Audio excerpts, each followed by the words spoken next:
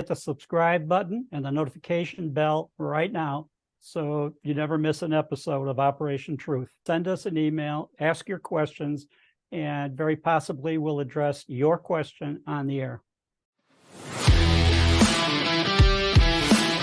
Operation Truth, the show they don't want you to see. Now, here's your host, Lou. This is Operation Truth. With me I have today Tom Fuentes, my co-host. My name is Lou Palumbo. Last time we spoke, I had discussions with you, or Tom and I both did actually, and Christian, about the state of affairs both domestically and on an international front. And as you probably recall, I had discussions that I wanted to undertake in this podcast about nuclear submarines in proximity of Israel, and this issue about nuclear weapons and Israel. So, Tom, I want to go right into this with you. Let me not forget to mention this border issue, which I've warned everybody since I started doing this podcast over 2 years ago, is going to redefine this country. And I think it's becoming more and more evident every day. The manner in which our borders haven't been managed is about to come bite us in the backside pretty hard, because among other people crossing the borders looking for refuge, we have people that are terrorists. There's no ifs, ands, or buts about it. We've got about 1.5 million people that are gotaways. These are individuals that were detected through technology, cameras, drones, etc., measuring your body heat, thermal imaging. There's any number of ways. Guys, this technology is very, very interesting today. We don't speak to it enough, to be candid with you. We're here partly to give you an education, not spoon feed you, give you food for thought. But this border issue is coming back at us hard and fast.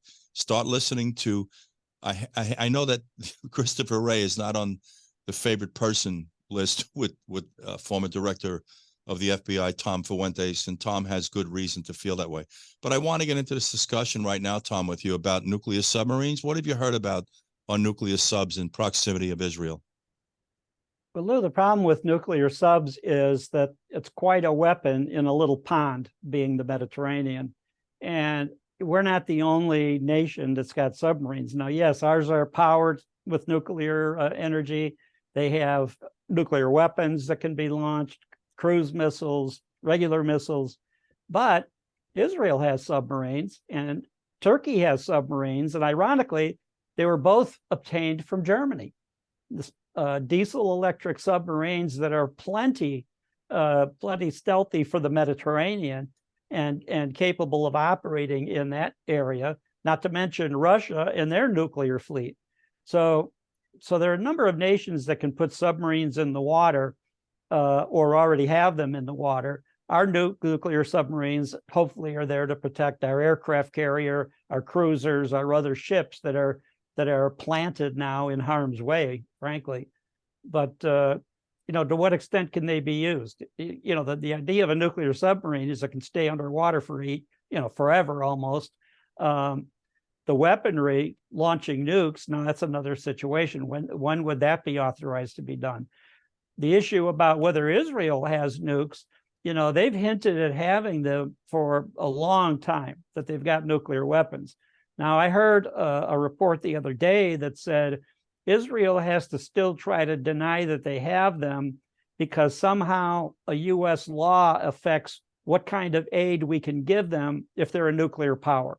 So that might be a motivation, let's say, for Israel to not brag about their nukes, except when one of their military leaders leaks out a statement that makes it sound like they really have them. So that's a question that Israel probably has them, but we don't know for sure.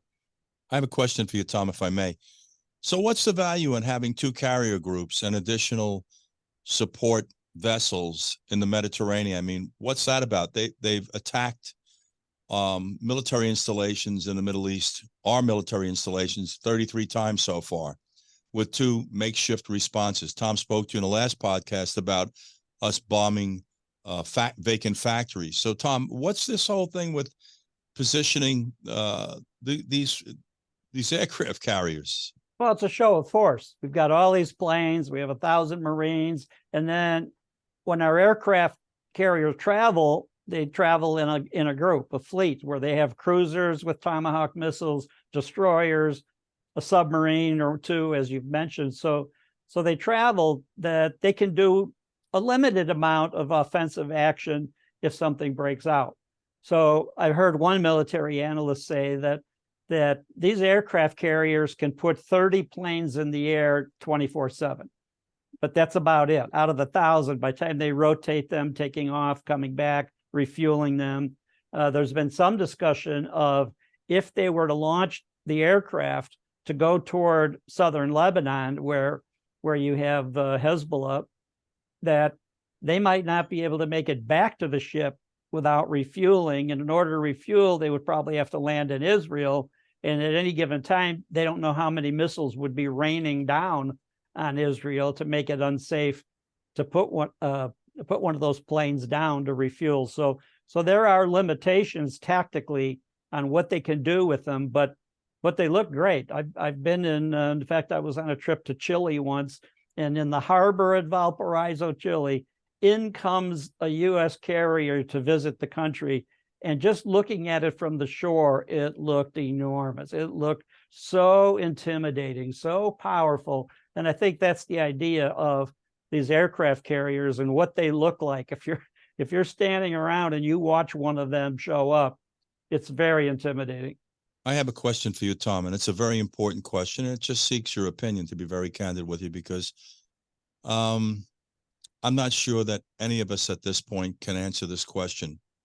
Maybe not even our government officials, but what do you think a turning point could be in this war going on in the Middle East as far as escalation? Is it Hezbollah invading northern Israel? Is it more overt acts or involvement by Iran? What do you think could escalate this, Tom? What should we be looking for, in your opinion? There's a couple things that could escalate it. I think the attacks in Gaza by the Israeli Defense Force could intensify, or it could be demonstrated that they're killing way more people than the world thinks is necessary in trying to attack Hamas. You could also have, if Hezbollah launches in northern Israel, they come out of Lebanon and attack Israel. Israel attacks back and then starts bombing Lebanon, and then maybe we help out. And you've got other countries in the neighborhood that have said, if Israel goes too far, then we're going to join the fight. And one of the biggest worries is Turkey. Now, Turkey is a Sunni Muslim country. Iran is a Shia Muslim. Now, what people don't understand is the mortal combat between Shia Muslims and Sunni Muslims has been going on for hundreds and hundreds of years. When I was the commander in Iraq in 2003, we saw, bombings on both sides, bombing each other because they're bitter enemies. Now, what some reporters have said lately in this conflict, that Israel has accomplished something that no one's been able to do for hundreds of years, and that is to get Sunni and Shia Muslims together to cooperate. That's unheard of.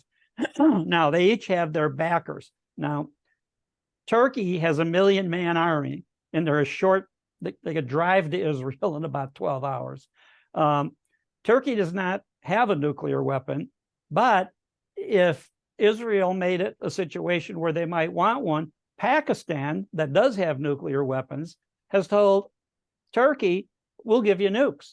You don't have them, we've got them, we'll give you nukes. Then have they told them that, Tom? Not to interrupt you, sir, but I just want clarification. Has Pakistan actually taken that stance, that position? Yeah. Oh, yeah. Very good. Yeah, Thank you. It's been widely reported that Pakistan has told Turkey. Now, the head of Turkey, Erdogan, fancies himself as the current leader of the Islamic world, that he's commanding, an important country with large military assets. And when he speaks, gives his speeches to 1 million people in the square, speaking in Turkish, the derivative language of that goes all across into eastern part of Asia. So countries like Kazakhstan and Turkmenistan and some of the other ones, the populations in those countries understand his language. So as a result, he's riling up hundreds of millions of Muslims in the neighborhood. And if he ends up in an attack on Israel, that could trigger Iran. That could trigger the other neighboring countries. Now, one of the things since the birth of Israel in 1948, There have been periodic attacks on Israel, but only one or two countries, three countries at a time. The most recent was 1973. Egypt and Jordan band together, attack Israel. Israel then attacks back and actually takes some land in the Sinai, across the Sinai from Egypt. And the U.S. intervenes, believe it or not, 50 years ago. And the U.S. tells Israel, give the land back and negotiate peace. Okay. So to continue the answer, you're talking about how other countries, how this would expand in the area into a regional war or worse. And that's one of the problems now. Israel made a political mistake in the Ukraine-Russia war by sending Mossad agents and other assets and resources to help Ukraine, which Russia normally got along pretty well with Israel. They weren't bitter enemies, especially because about a third of the population of Israel are Russian immigrants, Russian Jews who moved to Israel over the last 50 years. But then Israel backs Ukraine, which Putin didn't appreciate. So how much, aid is he going to help if everybody weighs in? Putin's already said that he's going to back up Iran, basically. So if Israel ends up in a wider war with Egypt, with Iran, not Egypt, Turkey, I meant. So far, Egypt isn't a factor yet. But if it ends up being with Turkey and Iran, and maybe Jordan and the United Arab Emirates, Saudi Arabia, some of these other countries, then Israel is in enormous trouble if that happens. And we don't really, our couple of aircraft carriers in the region, I don't think militarily would be enough to save Israel. If the other countries do an all-out attack on them, backed by Russia and China and other countries, Pakistan, that I think it could be fatal for Israel. The change from currency systems to fully digital cashless societies has intensified fear around the world. In mid-September, Wells Fargo and Truist banks planned major layoffs as an impending 2024 recession has been predicted by many economists. Many analysts are predicting silver will hit an all-time high in 2024. That's why you need to own silver as a hedge. Green energy demand will possibly turbocharge silver prices to 50, 100, even 300 an ounce, according to many experts around the world. Silver is a proven hedge against inflation. Since 1971, silver has returned over 11% when averaged yearly. Hard Asset Management is a trusted leader in precious metals and rare coins for nearly 40 years. We have the guaranteed lowest prices, fast and easy ordering, expedited shipping, with award-winning customer service available 8 a.m. to 8 p.m. CST, Monday through Friday. So protect yourself from the chaos. Invest in stability with Hard Asset Management. Call now and get your free Hard Asset Management information kit on how easy it is for you to own silver. 844-426-4653. Free delivery and extra silver with every $10,000 bought. Use promo code 007. Tom, so with that being said, what do you think the best course of action is at this point, both by Israel and, say, the United States? Because we're going to have to help spearhead whatever undertaking Israel engages in. And I've said this before, that without the United States, and unfortunately, I suspect even in a militarian type capacity, Israel's in a lot of trouble here potentially, and it could lend itself to Israel being no more. And you've just said that, Tom, and I have to say I do agree with you in that statement. I the other problem with that, Lou, is that nobody has enough respect for the U.S. anymore. After they look at our current president lacking leadership at the minimum problem. And they look at, how did we leave Afghanistan? What are we doing in Ukraine? What are we doing in different places? And then now we've got, the president and the Secretary of State Blinken making numerous trips to, well, at least Blinken, numerous trips, even recently, to the Middle East. And then he just visited Jordan, Iraq, he's going to Turkey. And those countries are basically thumbing their nose at him, as did Netanyahu. He goes to Israel and it says, we want a humanitarian pause, a short ceasefire to let humanitarian aid in to help all of these Palestinians that have been displaced or injured or killed, and family members of people that were killed. And Netanyahu basically said, no, there's not going to be any pause. We're all in on going after Hamas, and we're not going to quit until we eliminate them. Well, in the process, it could be eliminating every Palestinian that lives in Gaza. There's only 2 million of them, but on that path, we're on the current path, or he's on the current path. So in the one sense, we've told Israel, we're going to back you to the hilt. But on the other hand, behind the scenes, we're saying, well, maybe it's, you're going too far. Maybe we want you to back off a little bit, and at least allow humanitarian aid, especially politically for the current administration. When they see millions of people in the streets of Washington, D.C., New York City, the other big cities in the United States, that makes a dent, with a presidential election 1 year away, and they've got a major segment of the population that says absolutely they will not support this administration. Tom, it isn't just one segment. I bring this up to topic because coming out of New York, I have a lot of friends of mine that are Jewish. It just happens that way, guys. I jokingly tell people about roller skating when I was about 10, 11 years old, in that range, and a fella comes strolling into the roller skating rink. Ira Goldberg was his name. My sister found him. It doesn't matter. Long story short, Ira and I tooled around New York. We rode the subways between 4 of the 5 boroughs. There's no subways, if I recall correctly, going to Staten Island. We hung out and played together on the weekends. Our fathers would have killed us. But I have a lot of friends that are Jewish. And, I just, Tom, my concern is that if Israel does not proceed in the manner in which they are, there will be no deterrence going forward. I'm struggling to understand this preoccupation with destroying Israel. I mean, even if they did something that was unfair or unjust in the direction of Palestine, maybe the way to proceed with this is through a negotiation or some other means other than invading their country and allegedly slaughtering their people. At some point, Tom, I ask you this as well.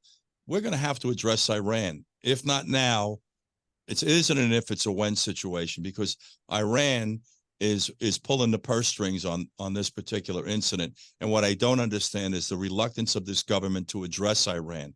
I don't know why we're being squirmish about it. We do know historically this fellow Obama, this guy that everybody thinks is the golden child, guys, you've been taken in by somebody with a silver tongue. And I'm going to tell you this truthfully. I ran a security detail for Meghan McCain when her father ran against Obama. They took on Sarah Palin. I had a tough time with taking Sarah Palin on. I voted for Obama, did nothing to help your minorities, and he's redefined your country, and he jumped ship on Israel. Israel is a key partner to this country. Tom, I think you would agree with that. What's your opinion on that statement I just made? Well, I think they are, but again, getting back to the main point that, yes, we're afraid of Iran. And I think that the intelligence services are basically saying, partially with Obama giving them tons of money and sanctions that were in place during the Trump administration, Biden comes in, eliminates the sanctions, which then allows Iran to sell as much oil as they can sell, which has made them rich, and then other means of obtaining money. So, but Iran is not a weak country. They've got strong military and other assets there. And yes, the people hate the regime, but it doesn't matter. They're firmly in control. And that's the problem. And I think that some of our military people are saying, wait a minute, we're not in a position to invade Iran. Guys, we're watching this thing in the Middle East unfold day-to-day basis. And clearly there are some tipping points or turning points. One might be the level of escalation on behalf of the Hezbollah. Go ahead, Tom. I'm so sorry. Go ahead. We're having a technical problem here, guys. But there's another concern that I have regarding this episode going on in Israel, and that's how it intersects with our country. We can see already we have a considerable number of people who are pro-Palestine. They're actually anti-Semitic. And, I'm trying to understand where this all comes from.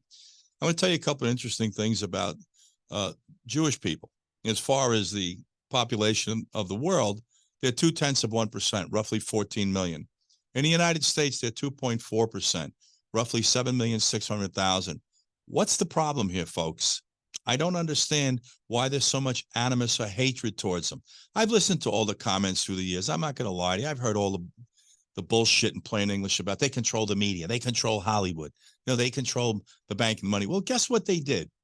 They went out and got educated and they pursued avenues of interest and they positioned themselves accordingly. That, by the way, you could have done the exact same thing. No secret. Children that come from Jewish families go to school with more of an intent to learn than the average Anglo-Saxon person. There's no secret to their success. They worked hard. They focused on something they wanted to acquire, and they did it.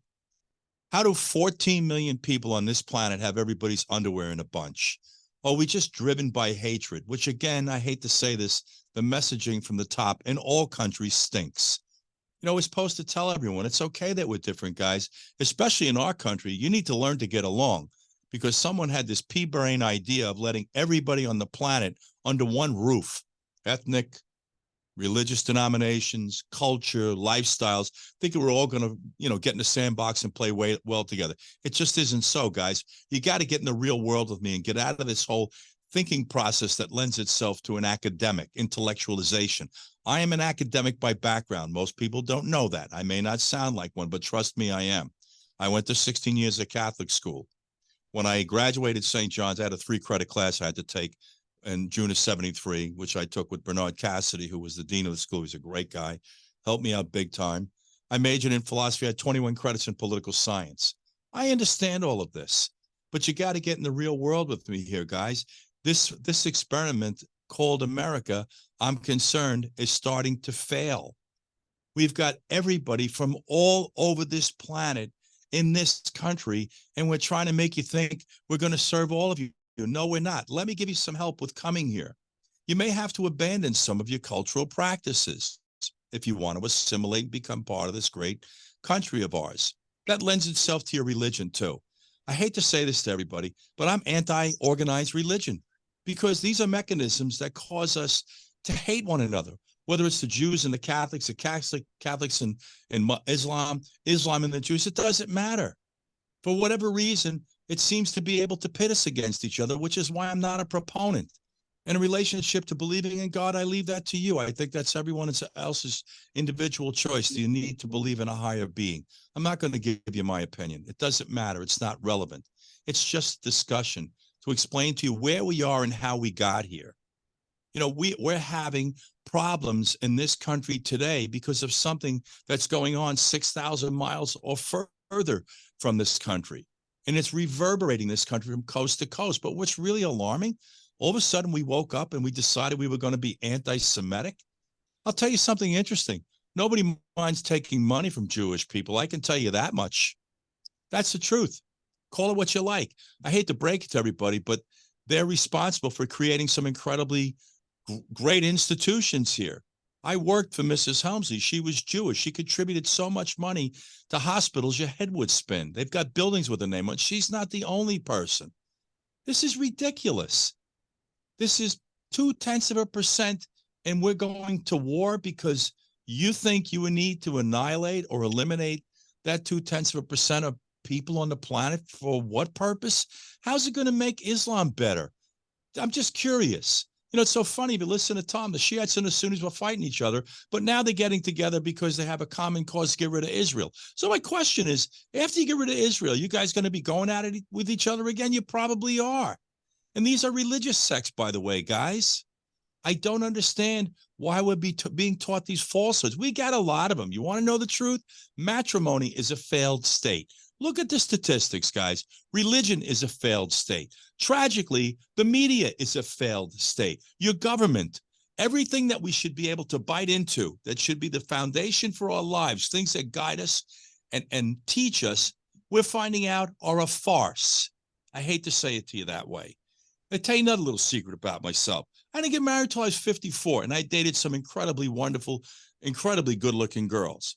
I don't believe in the institution. Most people aren't capable of having a relationship with a pet, no less a person. So let's stop the bullshit in plain English.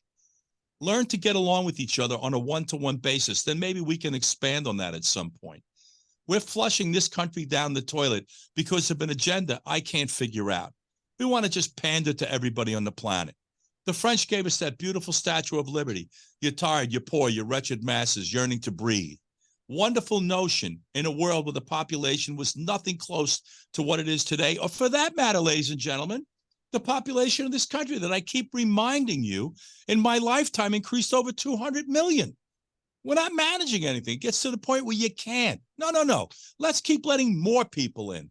Let's let 10 million people cross our southern border at least. Not to mention the people that overstay their visas, which is normally the majority of the people that violate our immigration laws, or the northern border. When is enough enough? And guys, if you don't get off your asses and go to the polls and vote a year from today, don't say anything when you lose this country, because I'm going to tell you something tragic. I'm not sure we're going to be able to sustain this country another year under this administration. And I want to say this to you so we're clear. If Biden was a Republican, I'd be saying the same goddamn thing, because I don't care about politics. I care about my children. I care about the young people here. I've had a journey that I should sit down and tell you about good fortune and learning and travel, about opening your mind and being comfortable with everybody, regardless of their walk of life, which is how I structured myself so I could continue to learn. You got to be secure to do that. I'm also a guy I don't care about, give a shit too much about what people think about me, to be candid with you. This isn't a popularity contest if you're listening. You know, we're in trouble here, guys. We're in a crisis. If you think your borders are being run well, vote for the Democrats. If you're okay with the impunity under which the criminal element operates in your major cities, vote for the Democrats. If you're happy with your price of gasoline and this alleged 4% inflation rate, which is nothing even close, go buy eggs are over 22%, vote for the Democrats. Okay, if you think that this whole thing with energy transition to electricity has any form of legitimacy attached with this discussion, vote for the Democrats. If you think that there's a snowball's chance in hell that we're going to pass gun legislation in this country, vote for the Democrats. And you know what? I find no comfort in saying this. If they were Republicans, I'd say the same damn thing. I don't know what happened to this political entity, but I'll tell you something interesting I just witnessed. This guy, Robert Kennedy, and I have to tell you, I was around for John Kennedy. I spoke to this before. Conservative Democrat, quintessential leader of this country. This man grew into this job, and he led this country, all inclusive, not the way we're being led today. I don't know where you guys all think this is going to end, but I'm going to tell you this right now, and I hate to be a predictor of the future. It isn't going to end well if we don't take this country in another direction next November. And I hate to say this to you. I'm not sure Donald Trump's the answer. Lord, that's not who I'm telling you to vote for. For whatever reason, we can't seem to get anybody sane, rational, or reasonable that wants to be the president today, primarily because all we do is we go in with the intent to assassinate your character. And when we can't find out things about you that are bad, we'll make things up. Someone correct me when I'm wrong. This is your country, guys. You got to take it back, not through violence, although they're pushing us. We start having terrorist incidents in this country, you mark my words, you won't want to be mistaken to be Middle Eastern. Believe me, because we're getting to the point, we're tipping. Guys, this is a conservative country. And now I'm comfortable in saying that. The majority of the viewers of this 24-hour news cycle watch Fox. I'm not telling you to watch Fox. They have some very competent journalists on that network, and they've got some real knuckleheads. I'm going to leave it right there. MSNBC, CNN, I don't know what's going on with them. They're so in love with the Democrats, it's disgusting. Try to be in love with the truth in your children. I watched MSNBC for 2 hours about a week ago. All they did was talk about Donald Trump for 2 hours, guys. I used to like Joe Scarborough, to be candid with you, prior to this Trump administration. They were kind of middle of the road. And I think there's some highly intelligent people in there exchanging ideas. But we're so twisted in our political agenda, this political lens we look through, that we're losing the country and sacrificing the future of our children. If you don't believe me, guys, sit back and watch the show. Because I'm telling you, sadly, very seldom am I wrong about things that come out of my mouth, things that I see. I'm telling you right now, it's slipping through our fingers. And tragically, facilitating this are the Democrats. I don't know what happened. Where's Tip O'Neill when you need him? Where are the Kennedys? I was talking to you momentarily about Robert F. Kennedy. He's reminiscent of his uncle and his father, a little bit more middle of the road. I don't care about this vaccine. It's an opinion thing. We don't even know what to believe today coming out of the medical profession or us scientists, because everything's got a political lens attached to it. Stop me when I'm wrong. Tom, do I have you back so you can save me? Yes, sir. I'm Thank back. you, buddy. I You've don't know heard why me. my internet keeps shutting off. I don't know why. Don't take it personal, Tom. It's just technology. Maybe there's Could be the somebody. deep state. Could be. That's just speculation. Let's pick up where we left off, Tom. So I want to go back to this question that's very, very important. And that lends itself to the reverberation in our country as a result of this war going on right now with Israel and Hamas. Translate to everybody what the impact of that is here domestically, Tom. Well, I think the impact politically is if the White House looks and sees 1 million people in the street, different big cities, protesting against Israel and on behalf, and some actually saying they support Hamas, a terrorist organization. That's pretty horrible that we've gotten to a point in this country where we will support terrorist groups that we know are here in our country, that we know Hamas and Hezbollah have major facilities in Mexico, and they can walk from Mexico into the United States. And all they need then is explosives and firearms and then computers, because a number of them are capable of cyber attacks, which we're hearing may happen to our water system and our electric grid and our aviation management system. So yeah, we have a number of threats against this country right now, already in our country and capable of doing it. And people look around and they see basically a completely feckless presidency, complete ineptitude on the part of Biden and the people that he has around him, Anthony Blinken and Jake Sullivan and some of these guys. It's pretty sad. It's pretty sad to see the U.S. in a couple of short years get to this situation where we're in trouble. We're in big trouble financially, our military, our economy, you name it. Rare coin prices have exploded in the last 3 years. Hard Asset Management, one of the world's largest precious metals and rare coin dealer firms, makes recommendations on what to buy for collectors who know what they're looking for. We maintain one of the world's largest rare coin inventories for individuals seeking to diversify precious metals and rare coins. We can make strong recommendations in areas that we feel have the strongest potential for long-term growth. Call today, 844-426-4653 to receive our free rare coin newsletter, or register online at bmcham.com.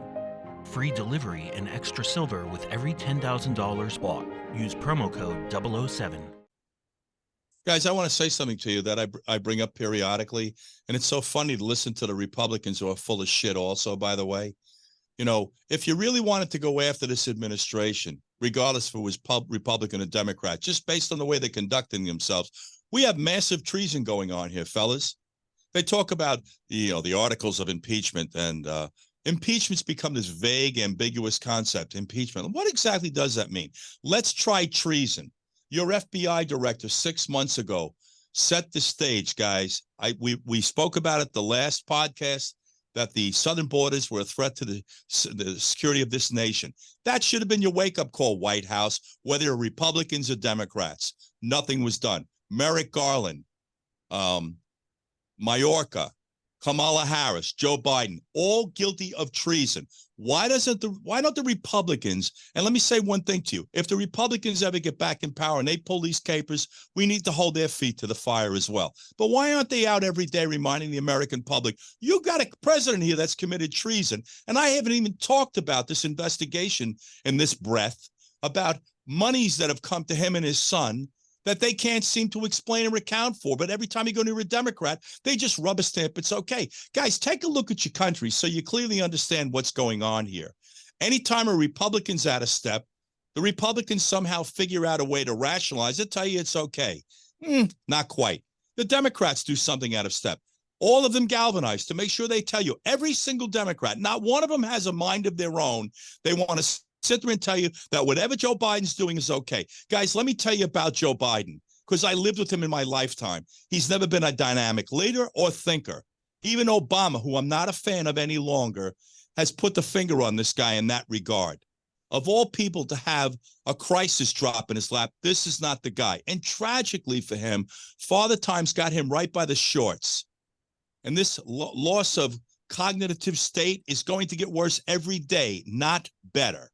I don't know what to say to everybody about this, but this is your country, and these are your children. If you don't care about yourself, try to care about your children. What really disturbs me in this country today, and Tom, I'm going to come back to you with this in 1 second, is this lack of veracity. We just can't spin it or boldface lie to you about it quick enough, whether it's the way the borders are being managed and how it impacts your country. Listen to Eric Adams. It's going to destroy the city of New York. The same clown, I hate to say it because I don't want to start sounding like everybody else, that 14 months ago stood at the Port Authority building on 42nd Street and 8th Avenue, shaking their hands coming off buses. This is New York.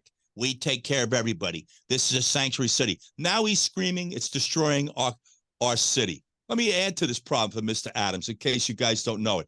He just gave the New York City police officers a 24% well-deserved raise, trying to bring them up in parity with jurisdictions like Nassau and Suffolk County, which are some of the highest paid law enforcement agencies in the country. Lieutenants got 18%. Won't tell you how I know or why I know. They're still negotiating with the detectives. I'm just curious, where's this money coming from? Now we've got cops on overtime every single day. Where's this money coming from? Oh, that's right. He's spending about $7-8 million a day on the illegal immigration issue that's reared its head in the city of New York in the form of about 130,000 migrants, some of them sleeping on the streets on Madison Avenue and 45th Street, which happens to be Midtown Manhattan. When do the lies stop here, guys? I'm just curious. And I'm not doing this podcast for my breath because, to be honest with you, I've got battle fatigue. All I've done is travel this life, and I've watched people make problem after problem after problem where there really aren't problems. But more importantly, when there is a problem, why don't we just go out and fix it? Nah, let's not do that. Listen to your Democrats. They're most upset today about your immigration problem, this border. You know, Texas, and I gather they're growing some chops down there because, correct me if I'm wrong, Tom, they're building a wall in Texas. Am I right about that? No, I don't know how far they've gotten with that. And the Biden administration is obstructing a good part of that anyway. And I don't know where. Yeah, they're building parts of it, but I don't exactly know where. But you answered your own question earlier about why, all of these people that are committing treason, from Biden all the way down to leaders in his administration, the reason that they're not doing anything about the treason is nobody there to help them. If you're Republican, especially Republican leadership, you've got the Democrats in the Senate that outnumber the Republicans, and they're 100% on board with no matter what Biden does. And then you've got the margin of leadership in the House is so thin, they're worried about a number of Republican rhinos that wouldn't back up any effort. Then you've got who's going to charge treason. If Congress can't do it or impeach, then you've got Department of Justice. Well, it's not going to be Merrick Garland. It's not going to be any help from Christopher Wray or the FBI or any of the other Mayorkas or any of the other leaders of agencies that could do something about this. So right now, we still have leadership in this country that really doesn't give a damn what the people want. I want to ask you a question, Tom. You're a former assistant director of the FBI with an almost 30-year career. Do we have treason in our hands here, Tom? Yes or no? And I want the people listening to this podcast to understand where I'm really going with this thing. I hear everything Tom is saying. We're basically pissing into the wind because the Democrats control the Senate. No matter what the House of Representatives pass as far as impeachment proceedings, right? If they impeach the president, no matter what Biden does, you're just getting a clean slate. That's what we're coming down with. That doesn't erase the fact that this man has committed treason in this country. Tom, you're a former law enforcement agent, you're a former assistant director. Am I misusing this term? No, but if you can't prosecute it, then, at the end of the day, what's the point? No, the point is you don't have anybody that will bring that kind of a charge. I'm going to tell you the point. The point becomes another inflammatory term that nobody cares. No, it's not inflammatory. It's designed to offend the senses of the sensibility of this country. Because look at what's going on with this border alone. You can offend the senses of the country, but the leadership doesn't care. They don't care what the majority of the people think. In fact, they think the majority of the people are MAGA and don't deserve to be listened to. Maybe, guys, what we need are term limits. Maybe that's something that should be presented to the country as a whole in the form of a referendum. No, Take that's it out of fine. Biden would still be in power for another year, term limit or not. and I'm wondering, are we going to survive that year? Guys, listen, we have to go again today, and this got a little more animated than I like to get. But as you can see, this wears on me every single day. Not for me, guys, because Tom and I both have pensions. We have Social Security. We're both doing okay in our businesses. Our children are going to take this in the shorts big time. The young people here, all these kids on these universities demonstrating against Israel, and they think this is the cause to take up. You better pay attention to how your country's being run. And tragically, I don't even know who to tell you who to vote for anymore. People may tell you Trump. I'm not telling you that, because we've got to have somebody better than all of these knuckleheads. We need someone that can pull this country together the way it once does under John Kennedy's administration. After that, we killed this guy and went to hell in a handbasket. Every administration since. Mistake after mistake after mistake. And so you're clear about my position on things. The Bush family, who I happen to like them personally. I've met both the presidents. I like, you can't not like them. They're great guys. They're gentlemen. Bad foreign policies. This insinuation into the Middle East came back to bite us in the ass big time. It was ill-conceived. I'm certain it was driven by money and oil or whatever else they thought it might be, a good reason to go in there. It was a mistake. We spent 20 years there. We slaughtered our children. I don't understand when the crazy stops here. That's it in a nutshell, guys. But the bottom line is get off your backsides and go out and vote in November. And I outlined it for you. You're happy with your borders? I can tell you who to vote for. You're happy with the indiscriminate crime in your major cities and the fact that corporations, 21 of them in San Francisco, have left, as Gavin Newsom is telling you that corporations come to California to flourish? That's a bold-faced lie, along with his bold-faced lie that we're energy independent. If you believe that, then you should put the dunce cap on. If you're okay with your foreign policy, we abandoned $80-some-odd billion of weaponry that's showing up in the hands of terrorists right now, guys. That's not being made up. That's a fact. You could watch it on TV, as a matter of fact. Every now and then, these clowns that call themselves journalists will put it up on a screen for you. You can see they're holding our M4s. I can tell you what the optics are. Aim point, Trigicon. I mean, this is my world, guys. This is the truth. All we're saying very simply is, let's take the country in a different direction, providing we can survive this next year. I don't know how this guy goes to Delaware every weekend to take the weekend off. Guys, this is not a 5-day-a-week, 9-to-5 job. I don't know what this president is thinking about. That's why these presidents age so dramatically when they hold office. And Tom has seen it himself firsthand, having been in the FBI and worked in Washington, D.C. We got to go, guys. I'm being told we need to wrap soon. That's our producer, TJ. I'm going to listen to him.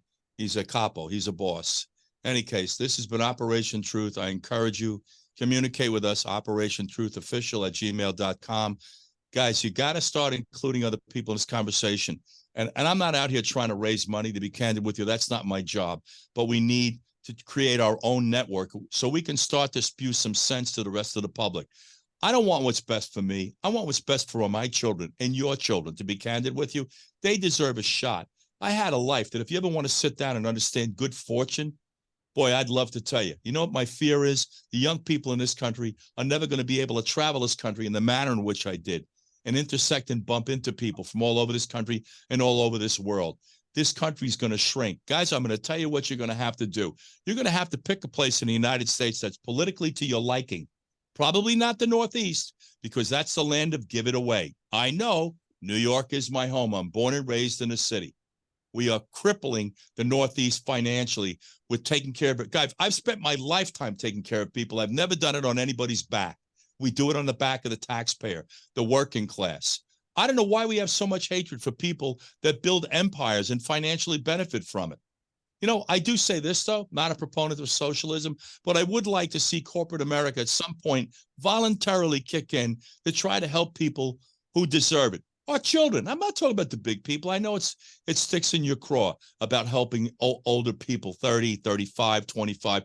Get off your backsides and get out and work. Well, that's an easy conversation to have unless you grow up in a minority community where your opportunity to education is greatly diminished, which, by the way, lends itself to the formula A lack of education translates to unemployment. Unemployment translates to crime.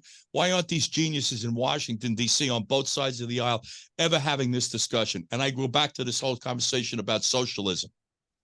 We need to contribute into the minority community to change the dynamic of their living. We need to make them believe we care about them, because there's no reason for them to believe that we do, because we don't. Evidence of that is the Democrats just use the shit out of them and the Republicans turn their back on them. But corporate America should voluntarily start to fix this problem. This is just one problem. Guys, the basis of this show is to give you light at the end of the tunnel. It may not sound like it, but that's the purpose of the show. Tom could go in and in 10 minutes fix the FBI. I guarantee you. But we don't want a Tom Fuentes in there. We want somebody that's going to be politically attached to an agenda, which is what we're living with today. You know, I just ask everybody, take a look what Merrick Garland did when they were protesting outside the homes of our Supreme Court justices and they were being threatened with assassination. Nothing. He did absolutely nothing. I don't know how these people sleep at night. Oh, actually, I do. They sleep with armed people like myself and Tom protecting them. That's how they do it, guys. Not the way you're sleeping in neighborhoods. They go back to secured locations, so they're not brushing up against what you and I brush up against, or the average American brushes up against.